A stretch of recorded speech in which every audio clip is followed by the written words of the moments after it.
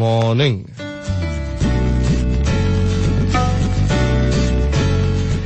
તમે ગમે એટલું સમજાવો પણ સામેવાળો સાંભળે જ નહીં ને. અને એ જ વાત કોઈ બીજું સમજાવે તો 2 મિનિટમાં સમજી જાય. આવું કેમ થતું હોય છે? કારણ છે વિશ્વાસ. સામેવાળી વ્યક્તિને જો તમારામાં વિશ્વાસ હોય તો જ એ તમારી વાત સમજે.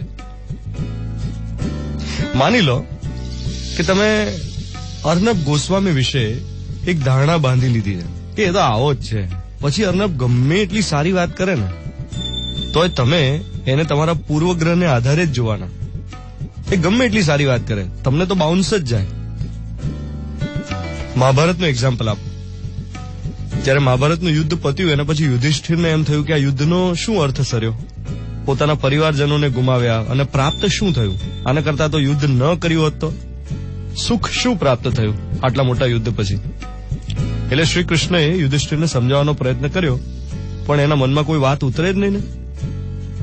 પછી કૃષ્ણ યુધિષ્ઠિરને ભીષ્મ પિતામહ પાસે લઈ ગયા અને એ જ વાત જે કૃષ્ણએ કરી હતી એ જ ભીષ્મ પિતામહે કરી તો તરત જ કન્વિન્સ, સંશય દૂર. કૃષ્ણ જાણતા હતા, એમને ખબર હતી કે યુધિષ્ઠિરના મનમાં ભીષ્મ માટે વધુ નિષ્ઠા છે, વધુ વિશ્વાસ છે. કૃષ્ણ કરતા વધારે ભીષ્મનું સાંભળશે.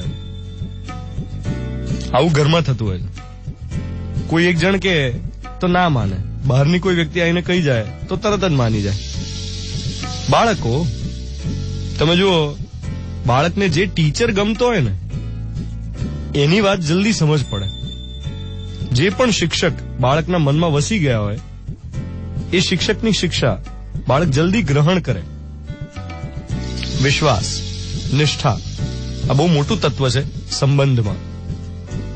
આજનો મોર્નિંગ મંત્ર એટલો જ કે પારકીમાં કાન વીંધે.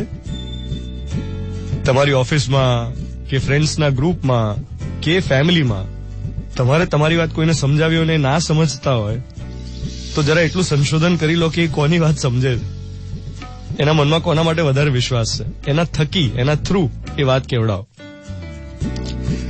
7:14 થઈ રહી છે.